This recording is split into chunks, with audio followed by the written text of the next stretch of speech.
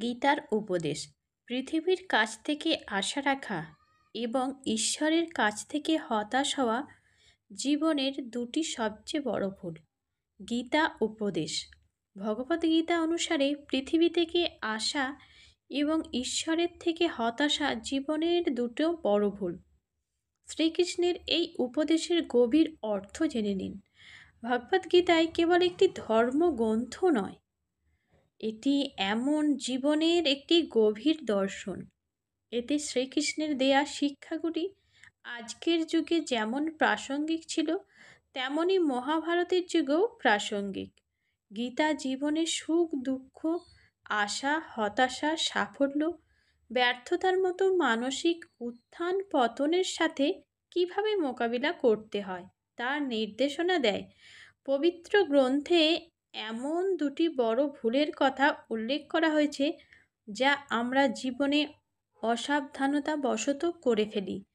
জেনে নিন জীবনের প্রকৃত সুখ অর্জনের জন্য আমরা যে দুটি বড় ভুল এড়িয়ে চলতে পারি। পৃথিবী থেকে আশা রাখো, বিশ্ব থেকে প্রত্যাশা। গীতার উক্তি এটি সবচেয়ে বড় ভুলগুলির মধ্যে একটি। যখন আমরা পৃথিবীর মানুষ সম্পর্কে যা জিনিসপত্রের কাছ থেকে অতিরিক্ত প্রত্যাশা করতে শুরু করি, তখন আমরা প্রতিবারেই কিন্তু হতাশ হই। কোনো মানুষই কিন্তু নিখুঁত নয়। পৃথিবীর কোনো কিছুই চিরস্থায়ী সুখ দিতে পারে না। ভগবান শ্রীকৃষ্ণ বলেছেন, যে ব্যক্তি পৃথিবী থেকে কিছু আশা করে না, সে প্রকৃত সুখ অনুভব করে।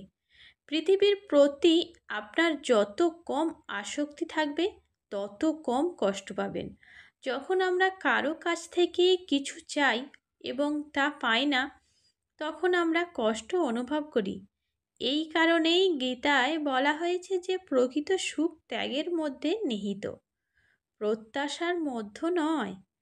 ঈশ্বরের প্রতি হতাশ হওয়া, আমরা কিন্তু অনেক সময় ঈশ্বরের প্রতি হতাশ হয়ে যাই। শ্রীমদ্ ভগবদ্গীতা অনুসারে জীবনের ভুল একটি দ্বিতীয় এবং সবচেয়ে গুরুতর ভুল। জীবনের কঠিন পরিস্থিতিতে আমরা আশা করি ঈশ্বর অলৌকিকভাবে সব কিছু ঠিক করে দেবেন। যখন এটি ঘটে না, তখন আমরা হতাশ হই এবং ঈশ্বরের উপর বিশ্বাস হারিয়ে ফেলি।